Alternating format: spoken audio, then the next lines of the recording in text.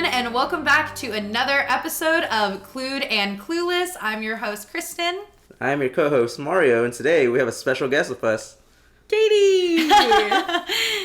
So today we are going to be watching The Holiday, the 2006 RomCom holiday favorite. This is me and Katie, one of our favorite movies ever, definitely for around the holidays. So we will both be your Clued, and Mario will be your Clueless. as per usual. That's new. So awesome. Yeah, do we want to watch the trailer? Do you want me to read the... Well, yeah, what is the description of the holiday? What is the holiday? What is the, if you had the back of the movie in your hand right now, what would it say? Well, I will tell you what Google says. Google says, dumped and depressed English Rose Iris agrees to swap homes with similarly unlucky in love Californian Amanda for a much needed break. Iris finds herself in a palatial Hollywood mansion while Amanda navigates the lanes of a picture-perfect English village. Soon enough, both lovelorn ladies bump into local lads perfect for a romantic pick-me-up. Ooh. So again, as the name of the podcast, Clued and Clueless, I'm going in this entirely clueless. I've never seen The Holiday. I keep wanting to call it The Holiday, which is another movie that just came out recently. But is this more of like a Christmas movie per se, or is it just in the season of Christmas? It's a romance movie that takes place during Christmas time. Mm-hmm. I would say like it's not as Christmassy as like Love Actually or something like that. Okay, so that's like what I know. Or like a Hallmark movie. It's definitely not like the like focal point isn't Christmas. Mm-hmm. You know, it's like Christmas is happening around them, and there's like parts of it that are like Christmassy, but it's definitely not like the main selling point. No, yeah, I agree for sure. And what makes this like a movie that y'all love? Oh my god, I love rom-coms generally. I love rom-coms. I love holiday-centric movies. Yeah. So I think that the combination of those two, and it's also, so Katie and I have talked about this, right? We've talked about this movie, and there's something about this movie that just, it wraps, it's more than rom-com. It goes farther than rom-coms usually go. Usually rom-coms are very like surface level. There's a meet cute, and I eat that up. Like, don't get me wrong, I eat that up. But this movie also, I feel like, makes me think about like my life and like what I'm doing. It like always leads to some sort of existential crisis. Like I don't know what it is. I don't know what it is for you, Katie. No, I'm totally the same way. I remember like, I don't remember if it was last year or the year before where we both watched it at around the same time. It was last year. And we were texting each other. I was just like sobbing on the couch because it's just such a relatable film. Yeah. About like finding yourself. Yeah. And it's something you don't expect when you put it on. Like you think you're tuning in for a goofy rom-com, and it kind of just hits you in a way. Okay. Yeah, I think that what you said specifically about finding yourself, I think that's the difference. Because a lot of rom-coms are about finding another person that complements you, and this one, like, it's still a rom-com. Yeah. Like, there's romance, but it is very clearly these two women finding themselves. Yeah. And then, like, they also find love. What makes them happy. Yeah. Yeah, but it's more of, like, a self-journey than anything else. It includes more of that, I think, than rom-coms traditionally do. Yeah. And that just hits a different part of my heart, you know? Scratches a different part of my brain. Yeah, okay. Well, I love Sleepless in Seattle. I love, what did you just say like 2 seconds ago? Love Actually. Love Actually. I'm a big fan of rom-coms. So we're going to watch the trailer. We'll be right back, and we're going to give you opinions on that. All right, welcome back, everyone. Jack Black and Cameron Diaz are in this. Yeah. Love Cameron Diaz. Yeah. I think she's so funny. She was like in everything. No, during that time she was literally like in every like almost like rom-com. Yeah. Some like raunchy rom-coms also that I did. Yeah. What was that one that she was in with Ashton Kutcher? Where they go to like Vegas. You know what I'm talking about? Yes, they get like married in Vegas. Yeah, something like something like that. That was a good one. I love Cameron Diaz. Yeah, she was great during that whole time. And a young Jack Black. I love when Jack Black doesn't do just like a straight comedy movie, or he does something a little more like this. Yeah, I always think like, I don't know. I love Jack Black as an actor. It shows his dimension. Yeah, Yes. Yeah. Him as like a leading man in this movie is absolutely one of my favorite aspects of the film. I agree. I'm excited for you. Yeah, it's true. He's one of the leads from. I'm excited for this. It looks funny. It looks great. So good. I really liked watching because I honestly don't know if I've ever seen the trailer. I don't think I've ever seen it. And it just warms my heart how true to like the 2000s rom-com aesthetic it is. Like the font that it had, the like where like it side swipes in. Yeah. It side swipes in and like has like their names or whatever, and then the narrator like Iris is looking for love, like that kind of thing. Like that, I eat that up. The early 2000s, mid 2000s rom-com. No, it was such a specific like time for rom-coms because it was after. And I personally don't think Sleepless in Seattle is a rom-com. I think it's more romance. But I mean, this is after like How Harry Met Sally, after like You've Got Mail. It's after that time, and like it was just this golden period of rom-coms in my opinion. And was it you that was talking the other day about like the disappearance of the rom-com and like how we'll view Marvel movies as kind of the same nuisance that I don't think it was me, but I have like brought something along this how the rom-com is kind of like a dead genre. Like the only kind of thing you get nowadays are like the Hallmark movies or like anything like that. It's really upsetting. It is upsetting. And I guess it was me then who was either watching something or reading something that was like, maybe people view Marvel movies in the same way that like people viewed that in the 2000s where they're like, there's too many stupid chick flicks. And it's like, I think there's too many stupid superhero movies. Like, bring back the rom-com. I think that it's slowly coming back. I think I see the little spark. Because what was that movie that just came out? Lost City? Yes. Lost City was good. That was so good. But there's another one, too, that I didn't get to see that we wanted to see. Oh, it's with George Clooney. It, like, just came out, right? Oh, no, but that one, too. That one, too. They're slowly starting to come back. And it warms my heart. There's also one that came out on Netflix called, oh my goodness, what was it called? Hang on, let me look it up. I know there was, I think it was called Boys with Billy. Yes, that's the one I'm thinking of. Yeah. Yes. They're like slowly coming back. Love Hard came out last year with Nina Dobrev or whoever. That wasn't that good. Set It Up. Set It Up was a new one that came out on Netflix, and I don't know that a lot of people have seen it, but that is one of the best rom-coms I've seen in a while. Yeah. It was really good, really cheesy, like in all the right kind of ways. Really, really, really cannot recommend that enough. Set It Up was good. Also, Why Him is another kind of holiday rom-com-ish kind of thing. It also kind of is like we like fatherly what love. Is that one? Happiest Season. Yes. Oh, I've never seen that. That's a good like holiday rom-com too. Oh wait, that's with Kristen Stewart, right? That's with Kristen Stewart. Well, I thought you were talking about Last Christmas. To see that one. Good. Last Christmas is really good also. Last Christmas is another good kind of rom-com. See, they're slowly starting it's slowly to come making back its way back, but I feel like there was like a drought for of sure. like 10 Absolutely. years where like I feel like I know like there's a whole other like thing to unpack with streaming services, but because they can hit whatever like niche audience they want to hit, they're able to make these kind of films again, which I think is really interesting because if they're like bigger like film studios are like there's just not a wide enough appeal to show this in theaters, then like go for it, Netflix. Like I'll watch as many stupid rom-coms as they want to put out. Like there's just not enough. Well, this gets me excited, just watching the trailer. Because, like, I mean, we're on the topic of rom-coms, but it's like, yeah, they're a dying breed almost. And it's like, it's because there's, like you said, the Marvel movies. It's really taking over. It's like, and directors talk about it also. It's like, oh, Marvel movies. It's more the studio just making this. But it's like, I love these. I love these nice little feel-good, like, goofy scenarios that happen in someone's life.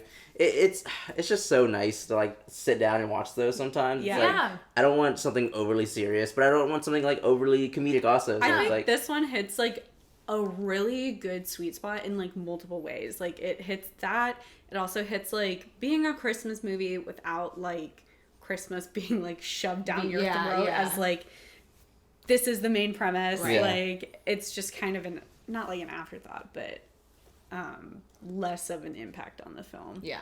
You could watch this at any time during the year. Yeah, I agree. You don't have to watch it at Christmas, but I always associate it with it. Yeah. All right. One of those kinds of films. What is y'all's like overall rating of this film, and what do y'all think I will rate it at the end of this? As someone who does love rom-coms in the genre. I think you're gonna like it too. Yeah. I just saw that like 8.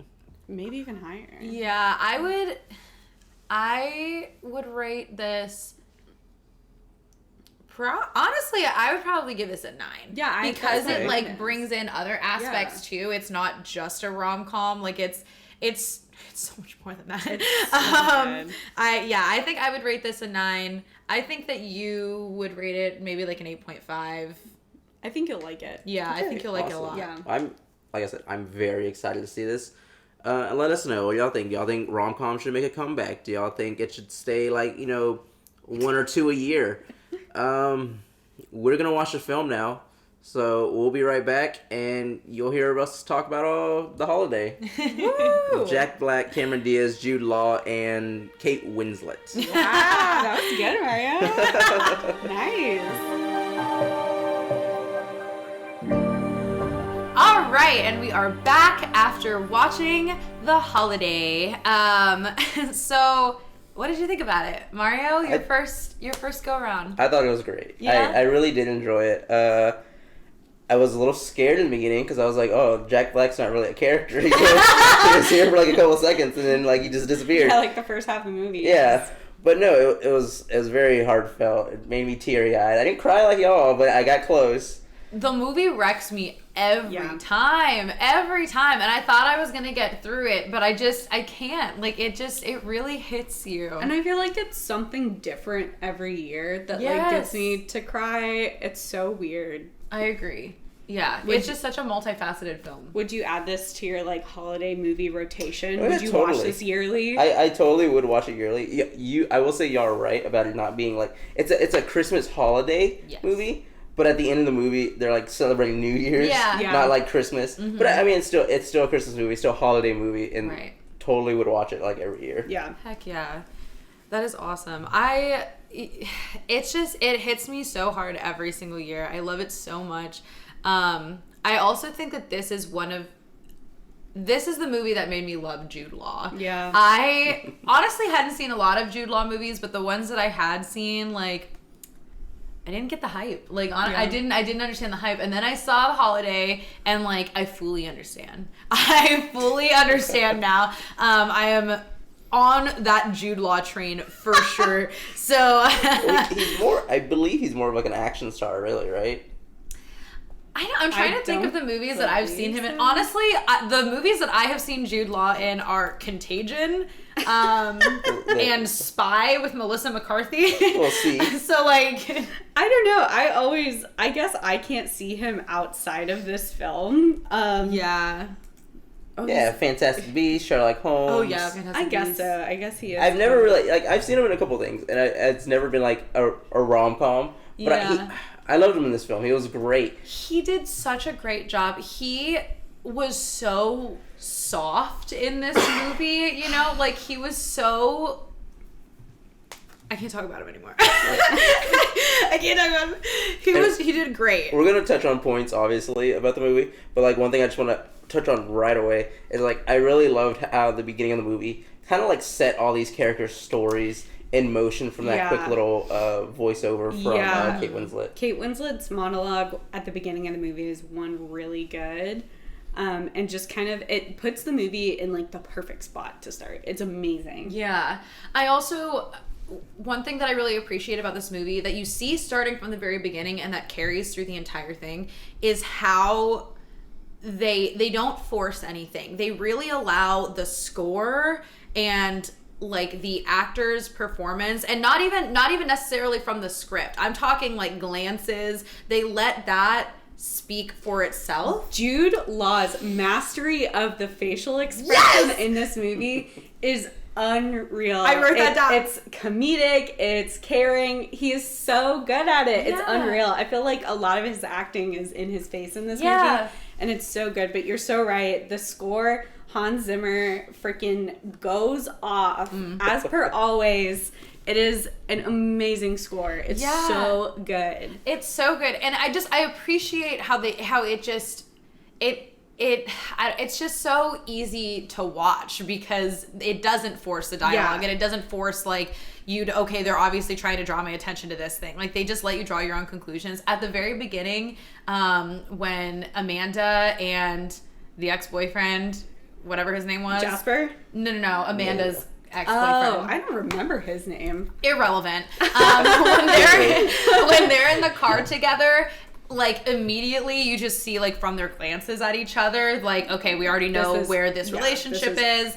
And that kind of thing follows through the whole thing. And I like what you said too about Jude Law's facial expression specifically. And that made me think I feel like the conversation of the male versus a female gaze has come up a lot in the past like couple years. People have started like dissecting that some more. And I think that's part of the reason why I love this movie so much is because it is in like his facial expressions and you read so much of his emotion through the subtleties. Yeah. And I think that is generally how a lot of women go through their lives experiencing things, is watching the subtleties and that's what it is. Like, and that's what romance is. That is me. It's not in not necessarily in what you say, whatever. It is in the little glances. It's how I see your eyebrow, like kind of raise a little bit. Yeah. That is how I move through the world. And the fact that the movie reflected that. It's really good. It's really good. So good. I also wrote how at the beginning, starting from the very beginning, they did a great job of establishing Jack Black's character as a leading man, because Jack Black is not a traditional leading man type. That is not.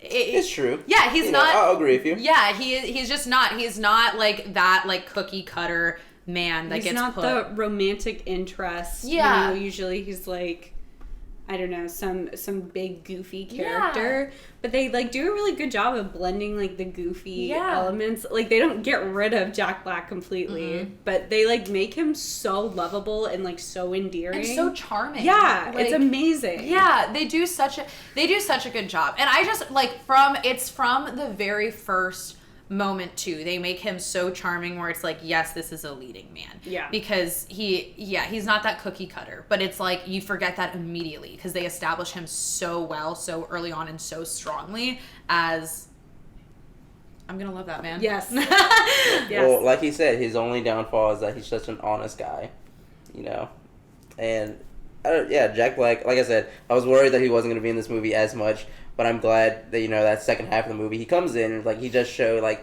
how much character he has, how much is, like, this movie is full of, like, toxic men, like, from their boyfriends, from Jasper coming in, and it's all, like, it's like, wow, it's like, men in this, like, world that has been made kind of oh my gosh, sorry. Jingle bell. They kind of suck. But then you have Jude Law and you have Jack Black and you show like it's almost a different side of movies, like how much emotion these men can have. Yeah. And it's like sometimes I feel like that's not a thing with rom-coms, like showing that kind of like men having emotions. Yes. You know, even like I forget her character, Amanda, she's like she can't cry, and the first thing Jude Law says to her is like, you know, I always cry. I cry more than most women, you probably know. Yeah. And it's just this sweet thing. It's like, these men don't have to be like these macho, over-the-top men. Yeah. They're just normal guys almost. Yeah. In like a film world that's meant to be bigger than life. It's very sweet, I would say. And I'm glad that you said that specifically, because that was... I literally typed down at one point, I was like, I'm cracking all kinds of codes about myself this movie. Like, every time that I watch this movie, I feel like I pick up on new pieces. And, like, one thing that I got this time was how usually, like, you're right. And we've been talking this whole time, like, even before we watched the movie, about how this movie doesn't follow like the traditional rom-com structure, but it is a rom-com, and it is a perfect rom-com.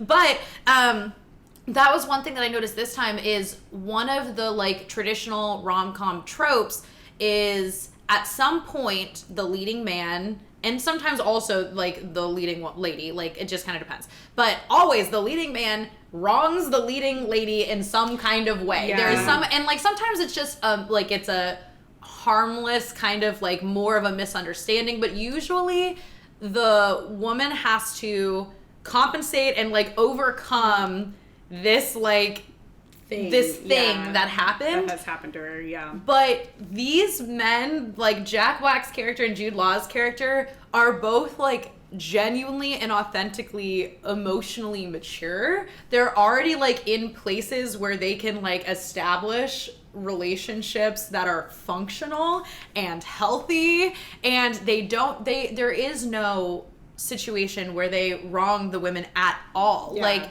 even Jude Law's character, the like little bump was just that like he wasn't saying that like he had kids, but then he articulated exactly why he did that so well, and like it made sense. He said like compartmentalizing things just makes it easier. Like there is no, I don't know, that's definitely different from the normal structure. The women don't have to fix them. The women don't have to like patch up some wound that they caused.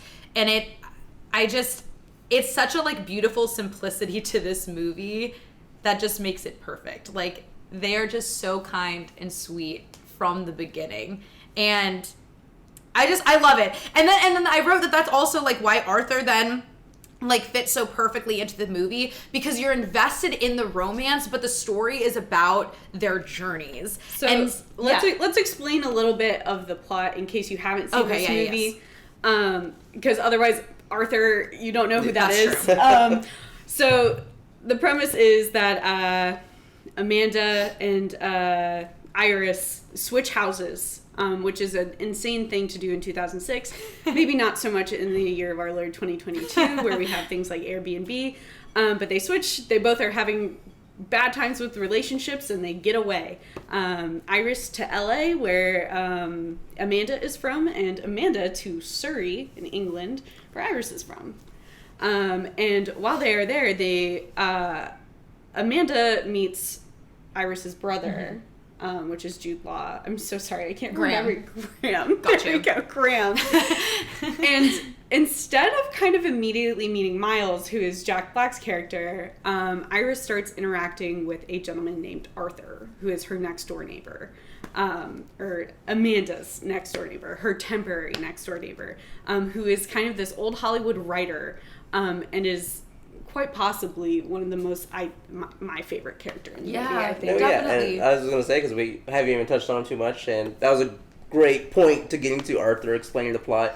But he's such a sweet guy that truly what Kate Winslet needed. Yes. You know, and it's like and it wasn't even No, it wasn't even like she's gonna fall in love with him or anything like that. But it's showing that there's compassion that can come from men, and it's just like. And it's my favorite part is that when she's explaining to her brother on the phone later, she's like, I met someone, and she describes Arthur. Yeah. And that is how she started to feel whole again, was like having this friendship with someone and like mentorship almost. And having this special relationship that isn't a romantic one. No. It's just a like neighborly, friendly relationship. Yeah. And that's what she needed to like give her a kick in the butt to like realize all of these things about her life. Yeah. And he guides her in such a beautiful way. And it's like she also helps him, because it's like he lost his wife. It's just, he doesn't like straight out say it, but it's obviously there. His wife is no longer with him. But it's like her coming into his life, helping him out, and just being that company that he needed. You know, brought him out of his shell, that he decided to just keep himself in his home. And it's like, without them meeting each other, they were just missing pieces that they needed. They're so beneficial to each other. It's amazing. I think that it's helpful to see the contrast between, like for her, I think it was helpful for her to see the contrast between the way that Jasper treats her, who is supposed to be a romantic interest in her life, who is supposed to be someone who is interested in her, right? The way that he treats her versus how Arthur, who has no romantic interest in her, treats her. And like, it's just the effort that like Arthur pours back into her and the interest that he shows in her and her life and like her dealings and everything. I think that, like you said, like sometimes that's kind of like, okay, people, this is not like, the way that Jasper is treating me is not the way that I'm supposed to be treated, especially by a romantic partner. Yes. Yeah, I mean, he uses her. He's getting engaged, but yet he's still constantly emailing her. I will never understand that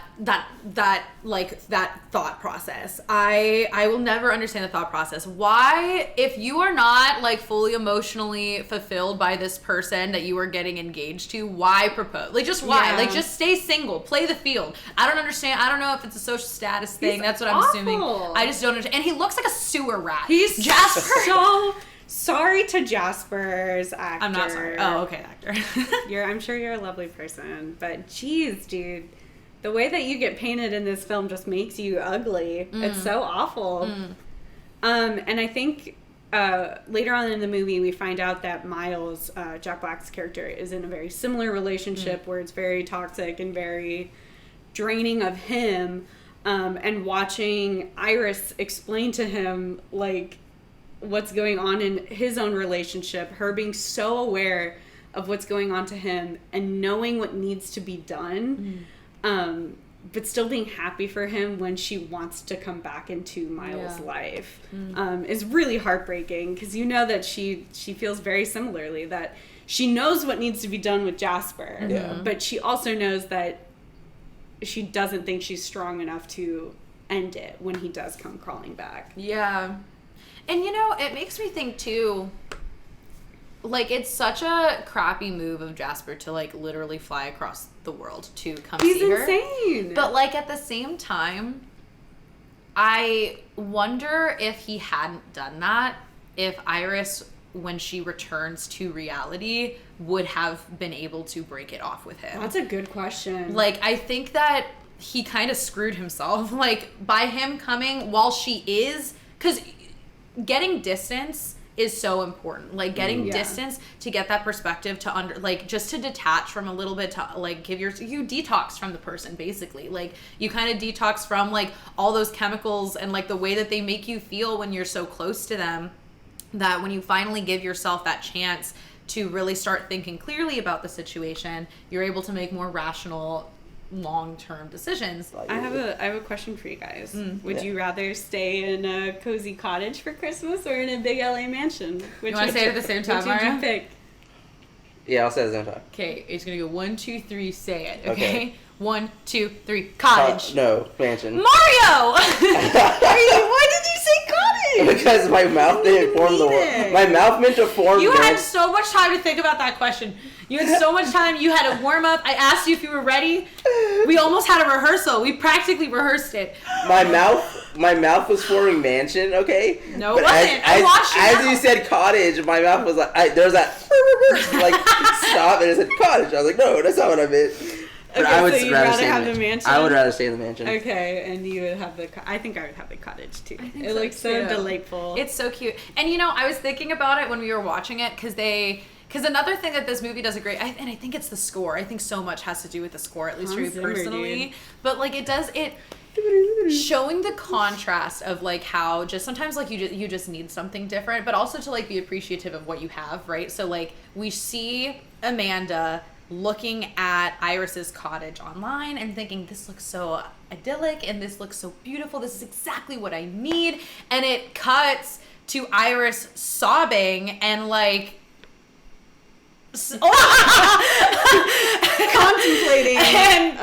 contemplating ending it all. And but like it's funny because like when I see the cottage, I also like yearn for that. And it this time it made me think like, okay, we should be romanticizing our own lives too, you know, and what we have, and not just necessarily romanticizing the cottage on the other side of the world. So like, but I want to be in that cottage so bad. I do too. But at the same, when Iris goes over there, she's also in love with the mansion, like how much space she has. Yeah. She's like, and her blackout curtains. Yeah, her little blackout. And even though he's a bad guy, when Jasper comes, he's like, "Wow, this place really suits you," and she's like, "Thank you." It does, and it's like, it fits both their personalities. I would say even Cameron Diaz's character, she wasn't like. Looking at the cottage, you think it's great, but then you get there and you're like, there's a little more work you have to do. Yeah. You have to turn these fireplaces on. You're kind of bumping your head like around the places because it's very small. It's very great. She's even like, what am I gonna do? How's this bathtub situation gonna work? Yeah. So. And and I think to dive into the symbolism here, I think that has a lot to do with like it challenges both the women in the right way. Because I think that a lesson that Iris needed to learn was to take up more space, to fill more space, to demand more, and to see her worth and all that stuff. So coming into like a bigger space, a higher tech area, like a mansion, right? And learning it's okay to take up space, it's okay to demand what you deserve, right? And then on the flip side, Amanda, I think, needed to be challenged, period. I think that because I think that it's at least pretty clear to me that the reason that she can't cry and this and that whatever is I mean she's been through a lot, right? She has been through a lot, and I think that she needs to be challenged to start feeling her emotions again, and she needs to be confronted with herself and her own emotions. And so being in a smaller space where you have to just be with yourself is, I think, also is what she needed. So it's a very serendipitous, just very, it's just so good on all the levels. The movie is so good on all the levels.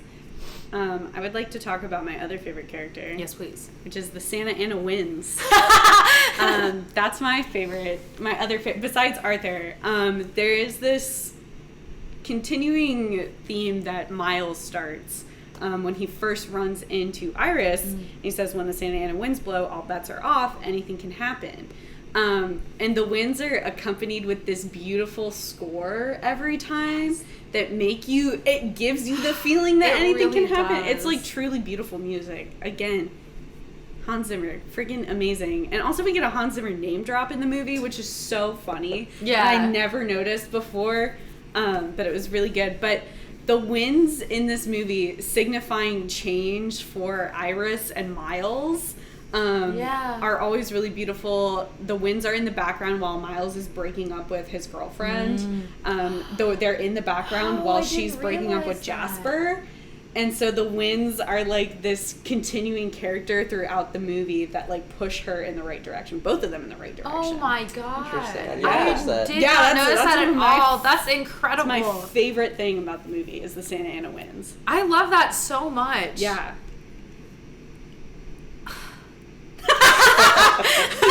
Just Kristen processing this all after she's seen this 4 times now. Zoom in on my face. Such a good movie.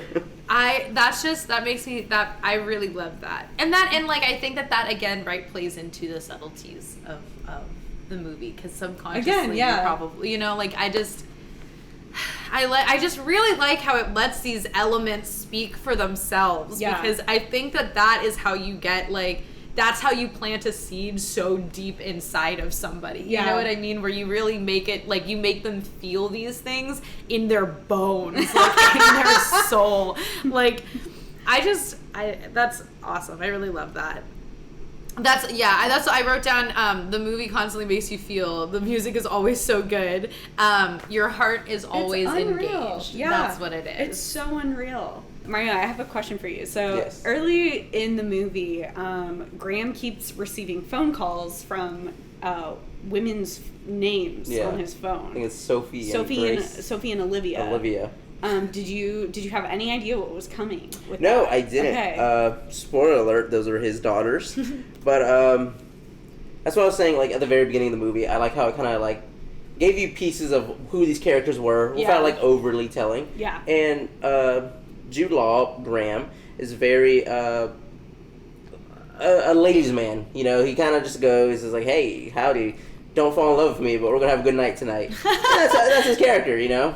And so when you get those phone calls, especially when you're first meeting, you just think it's like flings, maybe, because he ignores the first time, and then I believe it's Olivia. I think Olivia calls the first time. What was the other name? Sophie. Sophie. I think Sophie's the second time he got called. And that's when he was like, okay, I gotta answer it. Because they were probably like having issues or whatever at the house. And so he had to like actually talk to him now. He's like, okay, once, that's fine, but twice.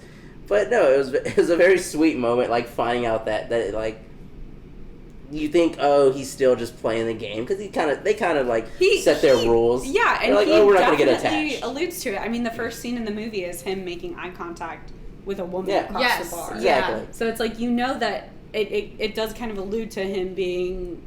He's got a few different loose ends. Yeah, he wasn't looking for a connection. Yeah, but no. he found one, you know, and like it was a nice little surprise that those were just his daughters. Yeah. Now, do I think they had like BlackBerry phones? Probably not. That's probably How are they contacting him? Unsure.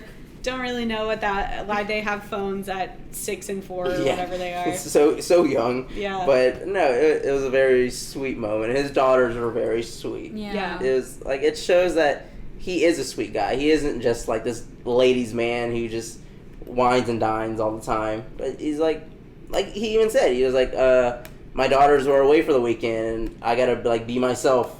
And it's hard for me to, you know, be sewing one time and also try having a relationship together. So it's like, I don't know how to play it. But then like he meets her and he's like, wow, it's like and like they even say, it's like adult ladies never come over here. So it's like he doesn't even bring people back to his place. I think that's like an important part for me. Yeah, so this is not. He's a good guy. Mm-hmm. And like again, it goes back to what I was saying. It's like you always have like these overly the top masculine guys, but it's like he's just a sweet, caring guy. He's just Mr. Napkin Head. That's exactly, he's Mr. Napkin Head. He's just Mr. Napkin Head.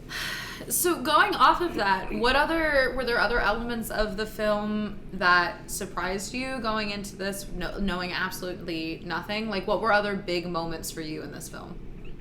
Definitely like Jack Black having a relationship. Like just going off the trailer, right? They didn't really show that. So I was like, oh, he has a girlfriend or wife or whatever. It was just girlfriend. And I was like, I wonder if he's just like a friend at the end of the day to her. But then, like, you find out his girlfriend was cheating on him, and it kind of, like, sucks. But, yeah, I mean, them getting together is very sweet. It was like, I thought he was just going to be... It's like you were saying earlier, Jack Black is never this, like, leading man. You know, he's always, like, the quirky sidekick for the most of the part. Yeah.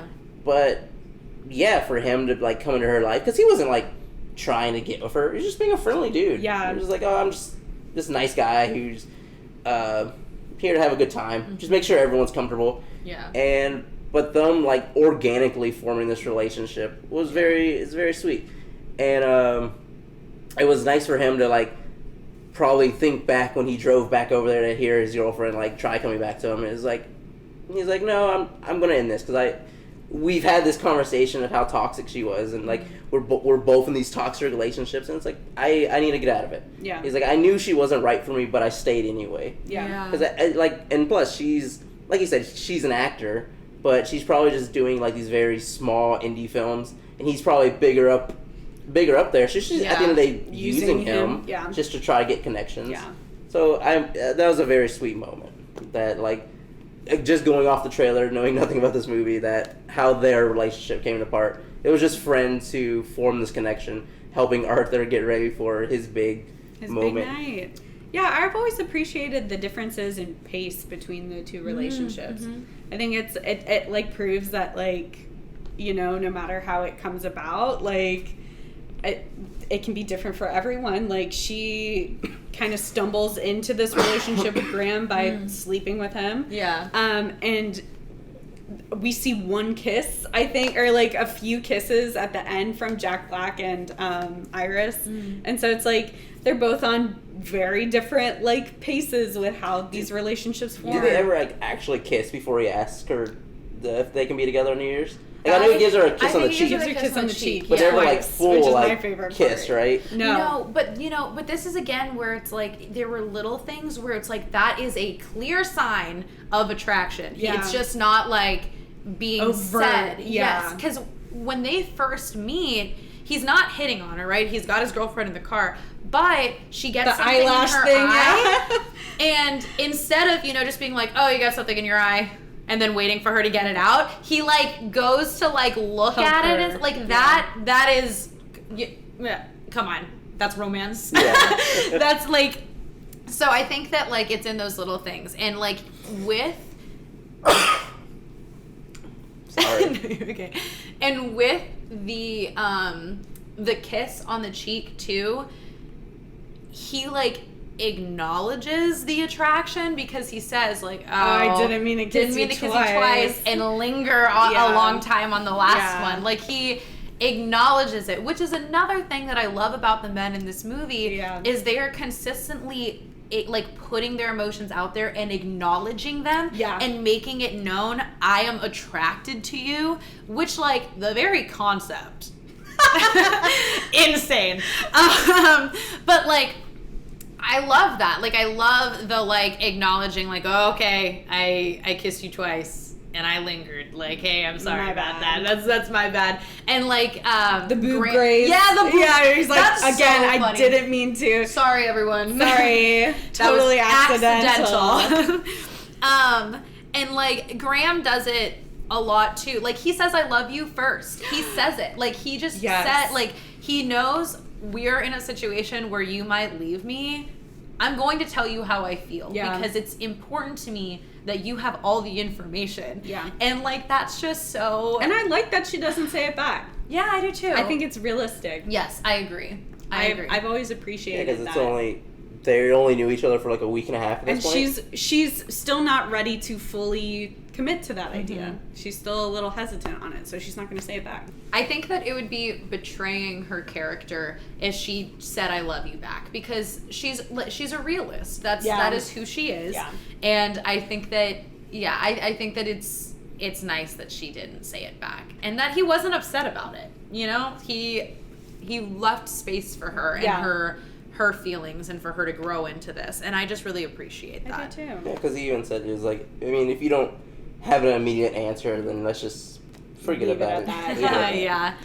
And I think too, her coming back to the cottage to find him crying, in my opinion, is one of the most romantic scenes in any movie. It's so ever. Sweet. It's just so. It's so sweet. It's so sweet, and it just shows you how genuine his emotions are, and it validates everything, because one of the first things, like you said, one of the first things that he says to her is like, I weep, I cry all the time. Major weeper. And there's something about him confirming that at the end that just turns like everything about him to gold in my brain. Like, it just validates everything that he said. You're so right. And I really, really love that part of the movie. One of my favorite little romantic-ish scenes is where Iris offers to make Miles Christmas fettuccine. Yeah. And then they talk for a little bit, and then she sits down and she finally tells him all about Jasper.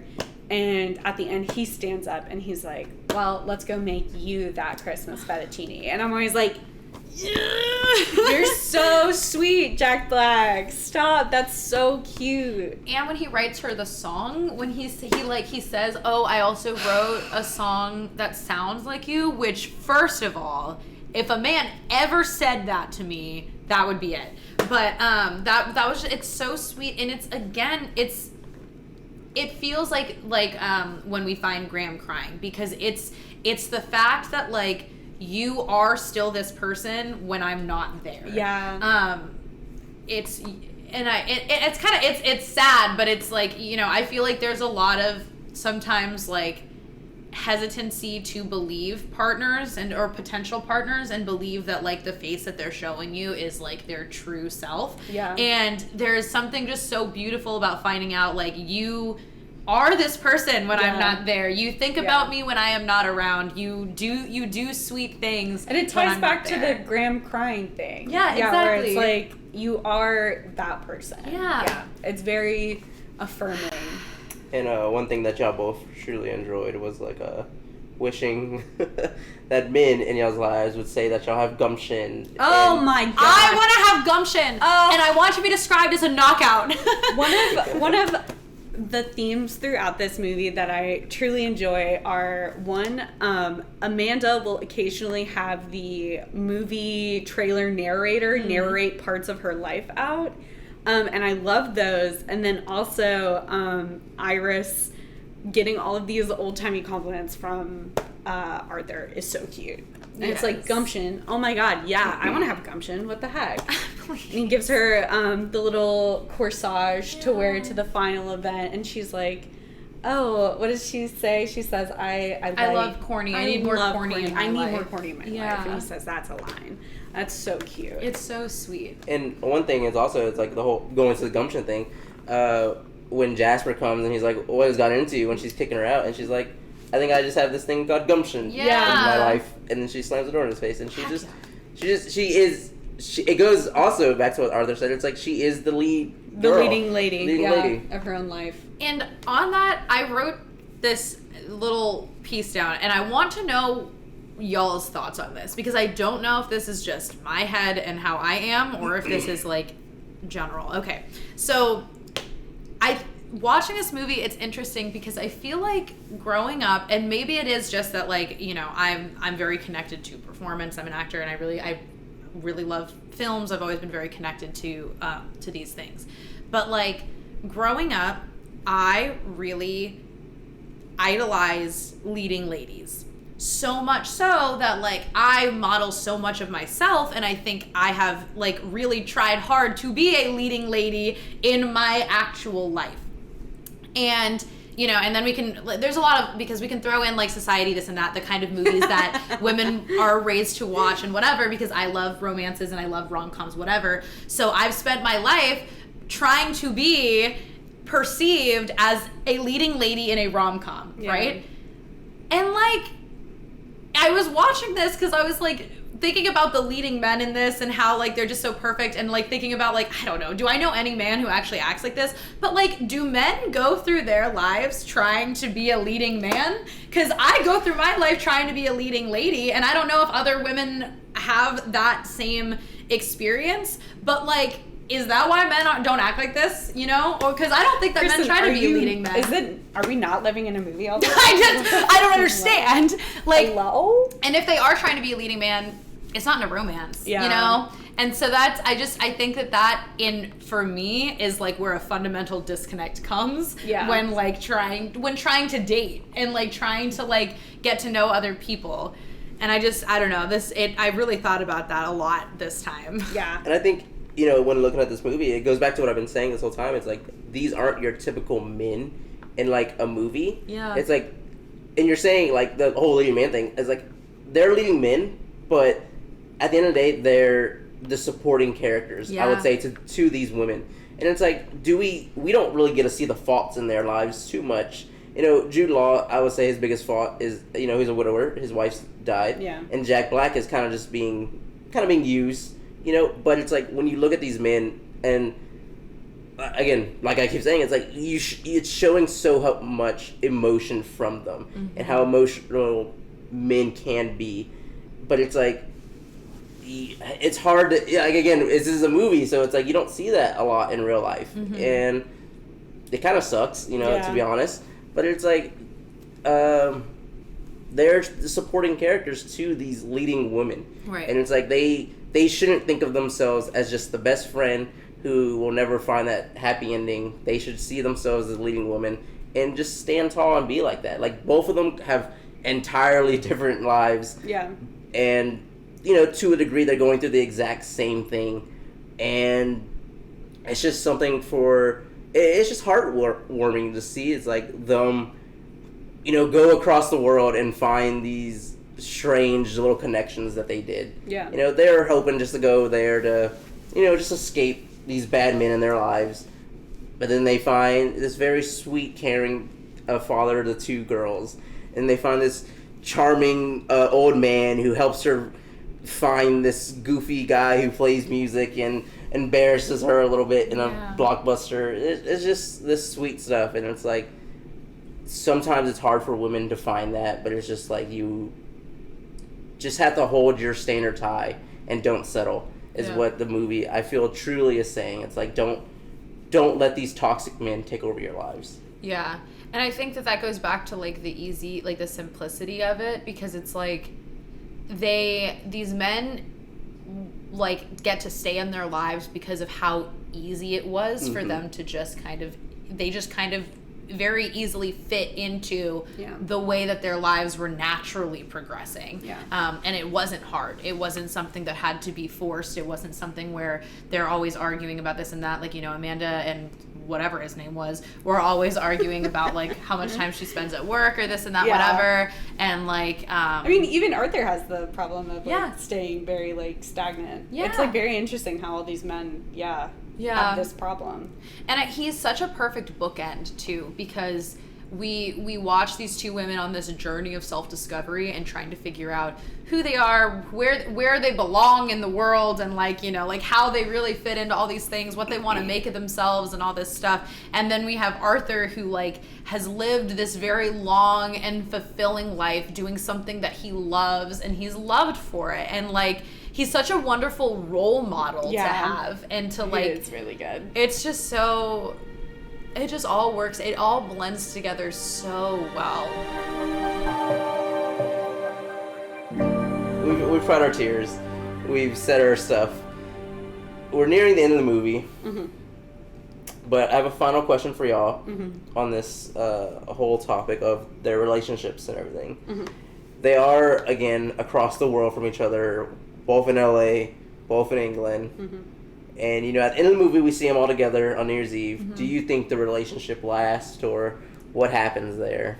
Yes. I think they live a perfect life together. Yeah. They die, they're buried next to each other holding hands. Yeah. And they go to heaven together, yes. So that's your ideal world. Ideal world. Yeah. I don't know. I think they both have really strong relationships. I want to believe that this is a sacrifice that Amanda will make, that she's finally found something, you know, that she thinks works for her. And so I think that they end up together, and I do think that probably Miles and Iris also end up together. You know, in saying that also, I hope that they do. Yeah. Miles and Amanda both have, like, careers where they could easily just do it on location. Yeah, that's so true. They could totally move to, They could totally all you gotta do is send those files out, And Kate Winslet and Jude Law also have careers where they could just, you know, work remote most likely.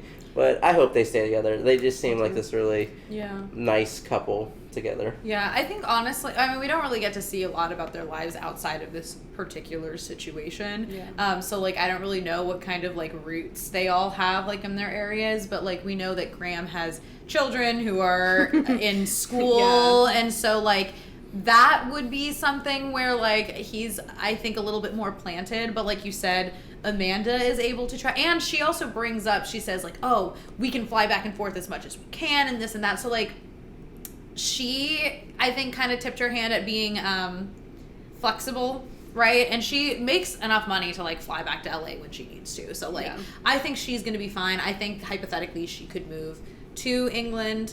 And I think for Iris and Miles, I think Iris would be the one to move. I think so too. Yeah, I think Miles has, like, career-centered roots at the very least, you know, where he is. He could pick up and move, but, like, you know, to be in the industry. I also just think Iris really enjoyed LA. Yeah, and it didn't seem like she had a lot of, I mean, again, we don't really know, but, like, it didn't seem like she had, like, friends or anything that were going to, like, keep her there. One friend in the office was not even that good of a friend. Yeah. So it's like, look, she had a and cute Jasper. Little, so it's she like, had a cute little just get out cottage of there, and a you little know? dog. well, You know. Amanda can have the cottage.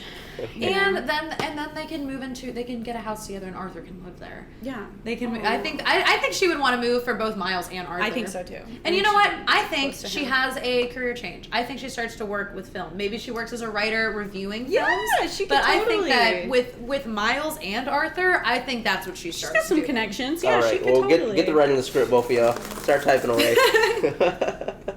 It's done. Any of y'all have some closing thoughts on all this? I would just like to say this movie is a perfect example of why I think everyone should take a vacation on their own. I think... You know, I did want to bring that up, actually. That's a good... I think that it's a very interesting topic. You've done it, obviously. Yes. I don't know. I don't think I could do this whole, like, traveling on my own. My glasses. The whole vacation on your own just seems a little... It seems weird to me, I would say. But I think that comes... And I don't know, I don't want to psychoanalyze you, Mario. However, I think that a lot of times it comes from, like, an uncomfortability, I don't know, of being uncomfortable with being with yourself. And I think that right now, with phones and social media and this and that, whatever, we don't really spend a lot of time just with ourselves in our own heads and just like there's so much, and me too. I mean, I spend so much time when I'm alone, I'm reading or I'm on TikTok or I'm watching TV. I'm never just alone with my thoughts. And I think that, and it doesn't even have to be a vacation, because that's the thing too. It's not within everyone's reach to take a vacation on your own. But like, just take yourself out for coffee. Go to the movies on your own. Like, do something like that. It's, even in small increments, there's a lot of self-discovery that comes from just going somewhere on your own and doing what you want to do and not being influenced by a group around you. I think that it is very, very, very enriching to do things on your own, whether it be on a small scale or on a vacation. But what I will say is that if you go away from where like you are from your house and everything, it's very refreshing. It's really nice going someplace where absolutely nobody knows you, nobody knows who you are, nobody knows where you come from, and it does give you this sense of like endless possibilities. So I really like it, and I think that this movie is actually very realistic, because when you do pack up and you move, or like, and you go somewhere where it is truly a fresh start, like, you're a different person. You like act differently. Yeah. It's really, I think everyone should do it. I think everyone owes it to themselves to get to know themselves. Well, I'm too much of a goofball. I could never just do that, because I'd be too worried that someone also vacationing on their own would see me and be like, "Oh, what a weirdo," and then they're forever gonna have that. See, thought. but that's not okay. No. First of all, what does who that cares? even mean? That's not how it works. Someone else who is also vacationing on their own, then you talk to people, which also doesn't ever happen anymore. Like, I don't like. We don't do that anymore. And like, if I go out with a group of friends, I'm talking to my group of friends. Like, we don't talk to anyone else. Another group of friends doesn't start talking to us. Like, that's just not really common anymore. But like, when you go somewhere, be the change that you want to see. Exactly. Talk to that group. When of you friends. go, okay, I'm gonna start introducing you to a lot of people, Mario. All Yeah, right. Mario, you asked for it, dude. Yeah, that was dangerous for you to say. Katie, do you have any final thoughts on the movie? I love this movie. I mean, like, that is my final thought is, yeah, there's just so many aspects of it to love. It's the best Christmas movie you can watch. I agree. When it's not even directly about even though Christmas. it's not, you know, there's hints of Christmas, but it gives you all of the warm, fuzzy feelings that Christmas movies should give you, without being like I said before we watched the movie, without it getting shoved down your throat. Yeah. But it's like, everything is leading up to Christmas, and I think that's kind of an expectation you have in the film as well, because you're like, oh, it's a Christmas movie, so you're like, by Christmas everything is going to be set and like working and like in place, and then you find out it's not even until like New Year's that like everyone kind of finds out where they are in life and how they're going to make these things work. So I think it's a good it's a great holiday season film. I definitely think so too. I think it's very fun. It's very gets you weepy-eyed on some parts. It's just a nice, caring movie about finding yourself. Yeah. You know, it doesn't have to be exactly about Christmas, but like I said, it's a good holiday film. I said the name of the movie, but no, it was great. My God. And you said, I think you said you thought I was thinking about like an 8 or 8.5. Yeah, I was gonna ask you. Give it a 9. Yeah. I thought it was very good. Heck yeah. Had its like little minor flaws, I would say, but overall it's just a great. Yeah. What flaws, Mario? What flaws did it You're have? right. There is no flaws. Thank you all for joining us and watching this hopefully watching this movie with us. If you haven't seen it before, you should definitely go check it out. And if you have, tell us what you think. Tell us how you felt. Tell us if you think Jude Law is a great guy. Tell us if you think Jack Black is a better guy.